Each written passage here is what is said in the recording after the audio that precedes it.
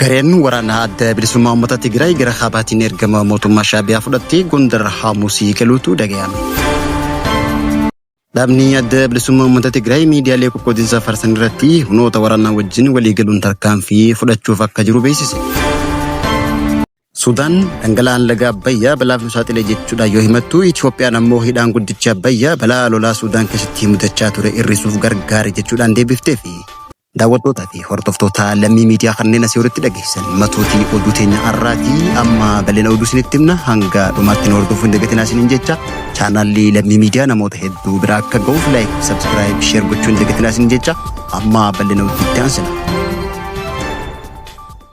TPLF waraana isii gama kaabaatiin gara Gondar Hamusitti bobbaasutu dhaga'ame. Humni waraana Tigraay Moonjooriinoon durfamu gara naannoo Gondar naannoo Hamusii jaamutti imalutu himame. Akka gabaasni Itiyoo Fooram agarsiisutti humni waraana Tigraay kun garee finxaaleyyii Faanoo waliin ta'uun ergama Shaabiyaa qabatee haloo ba'uu fi kaayyoo isaa milkeeffachuu imala jalqabuun gabaafame. Humnoonni Faanoo biyya shororkeessaa jiranii fi humnoonni waraana Tigraay kunneen garee faallaa mootummaa Itoophiyaa Shaabiyaatti maxxanuun ergama Shaabiyaa fi TPLF itti hojjechaa jiraachuu fi waan itti kenname hunda galmaan gahaa jiraachuutu gabaafame. Gareen finxaaleyyii Faanoo Amaaraa kunneenis mul'ata mataa isaa malee ajandaa Shaabiyaa fi TPLF raawwachiisaa jiraachuun ifame. Guyyoota sadeen dabran qofa raayyaan ittisa biyyaa Waldiyaatti tarkaanfii finxaaleyyii Faanoo irratti fudhateen namoota ajjechaa hawaasa irratti raawwachuun shakkamuun barbaadamaa turan keessaa dhibbantaa torbaatama booji'ee barbadeessuun ibsameeti jira.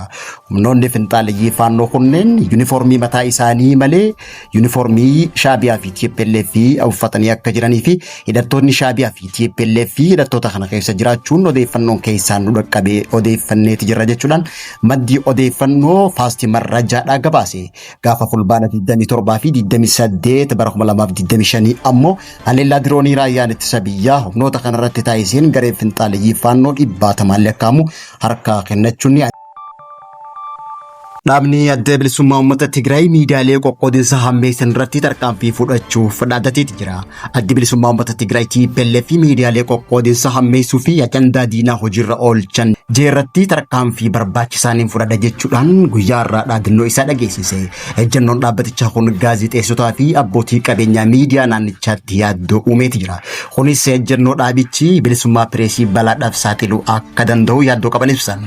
Akeekkachiisni kun torban dabree walgahii gaazexeessitoota waliin magaalaa Maqalee keessatti taa'ame irratti itti gaafatamtuun waajjira paartii TPLF adde Fatala Warqee Gabra Egzaabeer miidiyaaleen maqaa wabii yookaan madda isaanii hin kaafne akkasumas yookaan madda wabii isaanii hin dhiyeessine jeequmsa kakaasuu fi gareewwan gantootaaf afaan tahanii tajaajiluu isaanii himuudhaan akka paartiitti qaama seeraa waliin ta'uun tarkaanfii fudhachuuf waliigaltee irra gahuu ibsite.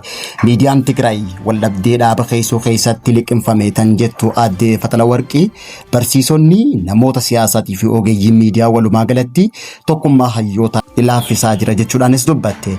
Dubbiin hooggantoota namoota hooggantoonni miidiyaa dhuunfaa haasawni kun bilisummaa pireesii irratti haleellaa raawwatame ta'uu himaniiti jiru. Ibsi wal danda'uu 06 kunis bilisummaa pireesii irratti haleellaa cimaadha kaja'u gaazexeessaa fi gulaalaan olaanaa TBS Abeel Getaachoo ibseeti.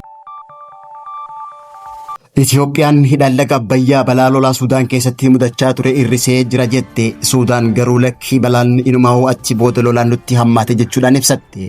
Hidhaan haaromsa Itoophiyaa guddichi dhiyeenya eebbifame balaa lolaa Sudaan keessatti mudachuu danda'u hir'isuuf gargaare jechuudhaan ministeerri bishaanii fi enerjii Itoophiyaadhaa ibse.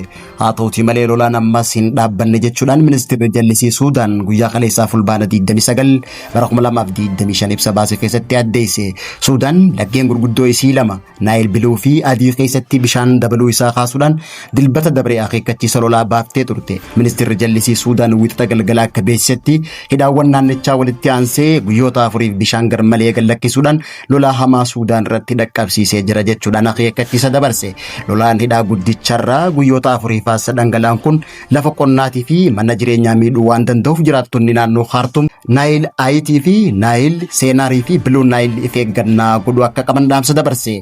Sudaan yeroo qonna gannaa dhangala'aa bishaan hidhacharraa kan fayyadamtu hoggaa ta'u yeroo saddaappiin oomishaa waan dhiyaateef haalli amma jiru bu'aa caalaa miidhaa geessaa jiraachuu Itoophiyaatti himatte. Yuunivarsiitii Kaayirootti Piroofeesarri Jiyoolojii fi qabeenya bishaanii Abbaa Shaarkii Itoophiyaan ji'oota Waxabajjii hanga Gayyaatti bishaan kuusaa waan turteef hidhaan haaromsa guddicha Itoophiyaa suutaan duwwaa waan ta'eef yeroo roobni roobu hidhaan kun garmalee guutuun as dhangaluudhaan balaa fiduun hidhaan kun egeree qonnaan bultoota Suudaaniif dhiibbaa guddaa akka ta'e ibseeti jira. Dubbii dhangala'uu hidhaa kanaa ilaalchisee ministeerri bishaanii fi inerjii Itoophiyaa Injiinar Haabtaamuu Ittafaa wiixata kaleessaa deebii kanneen Suudaan keessatti lolaa mudate laga Naayil adiirraa ta'uu danda'a malee hidha Abbayyaarraa akka hin taane deebiseefi. Lolaan kun odoo hidhaan Abbayyaa hin hidhamiin durallee uumamaa turuu fi eega hidhaan guddicha Abbayyaa kun hidhame as dhiibbaa hamaa kana salphisuuf gahee olaanaa taphachuu ministeerri bishaanii fi inerjii Itoophiyaa Injiinar Haabtaamuu Ittafaa beeksiseeti jira. Egaan kabajamtootaa fi hordoftoota lammii miidiyaa irraa oduun yeroo kanaaf qabannee dhiyaannu kan hangammatti hordofaa turtanii turtii gaarii.